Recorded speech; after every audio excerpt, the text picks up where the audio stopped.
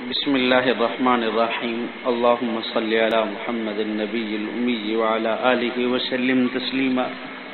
آج ہمارا سنن ابی داؤد جلد اول کا 13واں سبق ہے، اور 13واں سبق ہم پڑھیں گے باب المواضع التی نہى النبی عن البول فیہا۔ یہ باب ہے ان جگہوں پر پیشاب کرنے کی ممانعت کے بیان میں کہ جن سے جناب رسول اللہ صلی اللہ علیہ وسلم نے منع فرمایا۔ دیکھیں پہلی حدیث، حدثنا قتیبۃ بن سعید حدثنا اسماعیل بن جعفر عن العلاء بن عبد الرحمن عن ابیہ عن ابی ہریرہ ان رسول اللہ صلی اللہ علیہ وسلم قال اتقوا اللاعنین قالوا وما اللاعنان یا رسول اللہ صلی اللہ علیہ وسلم قال الذی یتخلی فی طریق الناس او ذلہم۔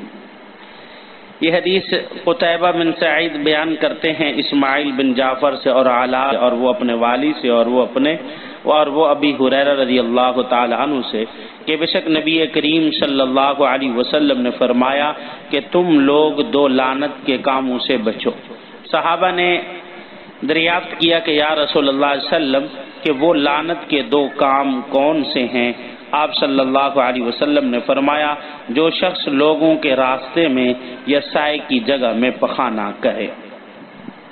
اگلی حدیث، حدثنا اسحاق بن سوید الرملی وعمر بن خطاب ابو حفظ وحدیثه اتم ان سعید بن حکم وحدثهم قال اخبرنا نافع بن يزيد حدثني حيوة بن شريح ان ابا سعيد الحميري حدثه عن معاذ بن جبل قال قال رسول الله صلى الله عليه وسلم اتقوا الملاعن الثلاثة البراز في الموادر وقارعات الطريق والذل۔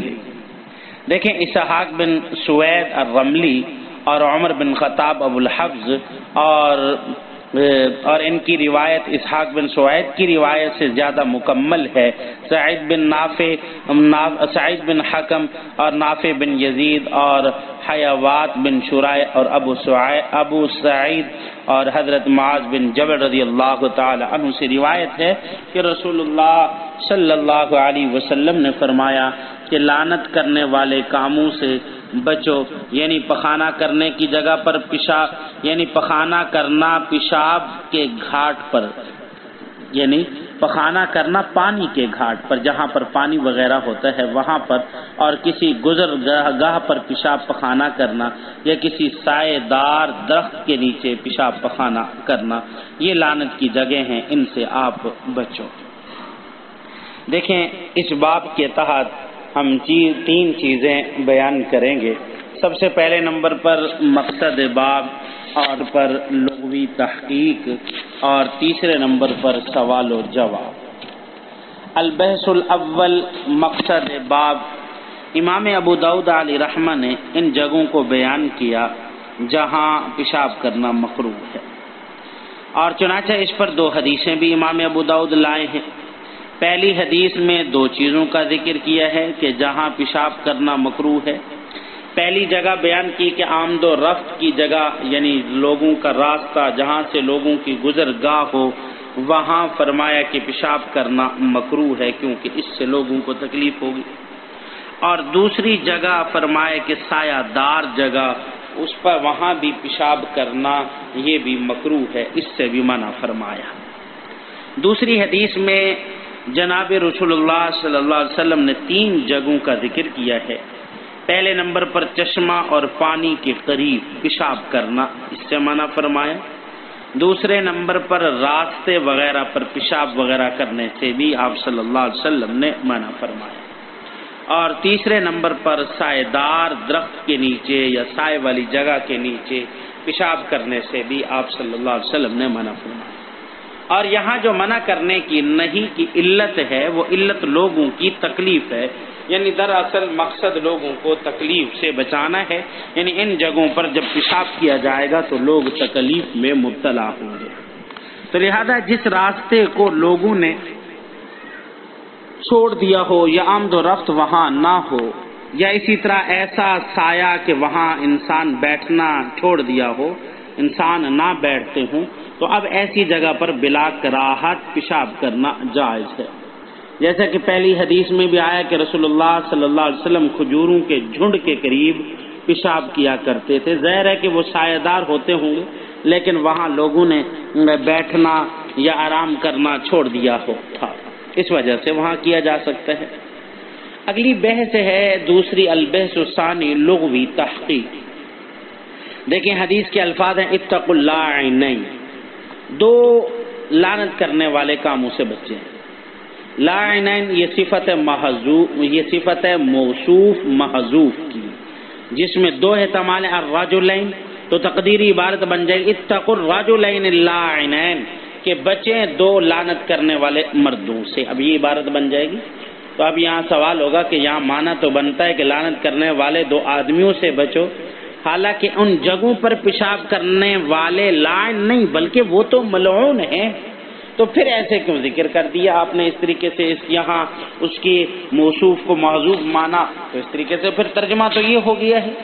دیکھیں اس کا جواب یہ ہے کہ یہاں اسم فاعل بمانا مفعول، فاعل بمانا مفعول کیا، جیسے ماء دافق میں دافق بمانا مدفوق کے ہے، تو یہاں بھی اسم فاعل بمانا مفعول کے ہے۔ اچھا دوسرا یہاں جواب یہ ہے کہ اسم فاعل اپنی حقیقت پر ہے اور یہ دونوں خود اپنے آپ پر لعنت کرنے والے ہیں، دوسروں کو نہیں، کیونکہ یہ خود اپنے پر لعنت کا سبب بنے ہیں، اس وجہ سے فرمایا کہ یہ یہاں اسم فاعل ہی مراد ہوگا۔ اچھا دوسرا احتمال یہ ہوگا کہ اس کا موصوف فعلین ہو، تو اب تقدیری عبارت بنے گی اتقوا الفعلین اللاعنین، یعنی بچو تم دو لعنت کرنے والے فعلوں سے۔ اب یہاں سوال ہوگا کہ ما بعد کا حمل اس پر درست نہیں، کیونکہ آخر میں ہے الذی یتخلا، جو کہ ذات کی قبیل سے ہے، اور حمل الذات علی الوصف جائز نہیں ہے۔ اب اس کا جواب یہ کہ الذی یتخلا سے قبل لفظ فعل محذوف ہے، اور عبارت یوں بنے گی الفعل الذی یتخلا، اب فعل کا حمل فعل پر ہوا، یعنی حمل الوصف علی الوصف کے قبیل سے ہی ہوگا، تو یہ درست ہے۔ اچھا آگے لفظ ہے اتقوا الملاعن، ملاعن جمع ہے ملعنن کی، یہاں دو احتمال ہیں، یہ ظرف مکان ہو یعنی لعنت کی جگہوں سے بچو، اور دوسرا احتمال یہ ہے کہ یہ مصدر میمی ہو، تو اس وقت اس کا معنی بنے گا لعنت کے کاموں سے بچو۔ اچھا موارد جمع مورد کی ہے، اور یہ مورد کسے کہتے ہیں؟ پانی کے گھاٹ یا چشمے کے ارد گرد کی جو جگہ ہوتی ہے جہاں انسان بیٹھ کر پانی پیتے ہیں یا پانی کے قریب بیٹھ کر آرام کرتے ہیں، وہ جگہ مراد ہے۔ اور آگے لفظ ہے قاریات الطریق، یا اضافت الصفت الی الموصوف ہے، یعنی قاریات الطریق اضافت الصفت الی الموصوف ہے، اور اسم فاعل اسم مفعول کے معنی میں ہے، مراد اس سے وسط طریق ہے، کیونکہ قارعہ قرع سے ہے اور بمانا کوٹنا، اور وسط طریق میں بھی کثرت مشی یعنی زیادہ چلنے کی وجہ سے کوٹا جاتا ہے۔ اچھا آگے تیسری بحث جو ہے، وہ تیسری بحث ہم نے کہا تھا کہ 3 بحثیں بیان کریں گے، تیسری بحث ہم نے کہا تھا کہ وہ سوال و جواب میں ہے۔ اب یہاں ایک سوال یہ ہوگا کہ امام ابو داؤد علیہ رحمہ نے جو ترجمہ قائم کیا ہے، اور اس ترجمے کے ان میں سے کسی حدیث سے بھی ترجمے کا اثبات نہیں ہوتا، کیونکہ ترجمہ میں لفظ بول ہے، جبکہ حدیث اول میں لفظ یتخلا ہے، جس کے بارے میں امام نبوی علیہ رحمہ نے لکھا ہے کہ ایتغوت، یعنی جبکہ دوسری حدیث میں صراطن براز کا لفظ ہے، اب جس کا اطلاق بخانے پر ہوتا ہے۔ اب اس کا جواب یہ کہ یتخلا کا معنی یتغوت ہے، اسی طرح بول بھی اس کے معنی میں ہے، لہذا مناسبت یہاں پائی گئی ہے واضح، جبکہ دوسری حدیث میں لفظ بول کو پخانے پر قیاس کر لیا گیا۔ اب اگرچہ دوسری حدیث سے ترجمۃ الباب صراحتاً تو ثابت نہیں ہو رہا، لیکن قیاساً ثابت ہو رہا ہے۔ اچھا ایک سوال اور ہے کہ جب پہلی حدیث سے ترجمۃ الباب ثابت ہو چکا تھا تو پھر دوسری حدیث کو کیوں ذکر کیا؟ اس کا جواب یہ ہے کہ دوسری حدیث ایک مزید فائدہ پر مشتمل ہے، اور پہلی حدیث کے اندر 2 چیزوں کی ممانعت کا ذکر کیا، اور دوسری حدیث میں 3 چیزوں کی ممانعت کا ذکر کیا، یعنی الموارد، موارد کہتے ہیں کس کو، یعنی جو چشمے ہیں، گھاٹ ہے، اور پانی کے ارد گرد کی گھاٹ یا چشمے کے ارد گرد کے بیٹھنے کی جگہ، یہاں بھی پیشاب سے آپ صلی اللہ علیہ وسلم نے منع فرمایا ہے۔ اچھا، ایک آخر میں سوال ہوگا کہ پھر تو صرف دوسری حدیث کو ہی ذکر کر دیتے، تو پہلی حدیث کو کیوں ذکر کیا؟ جب دوسری حدیث میں ایک فائدہ مزیدہ بھی تھا تو صرف دوسری حدیث کو ذکر کر دیتے۔ دیکھیے، دوسری حدیث سے ترجمۃ الباب صراحتاً ثابت نہیں ہوتا، اس لیے پہلے اول حدیث سے ترجمۃ الباب کو ثابت کیا، اور پھر دوسری حدیث سے بیان کیا ہے، تصرن بیان کیا ہے۔ دعا ہے اللہ رب العزت سے کہ اللہ رب العزت ہمیں عمل کرنے کی توفیق عطا فرمائے۔ وما علینا الا البلاغ۔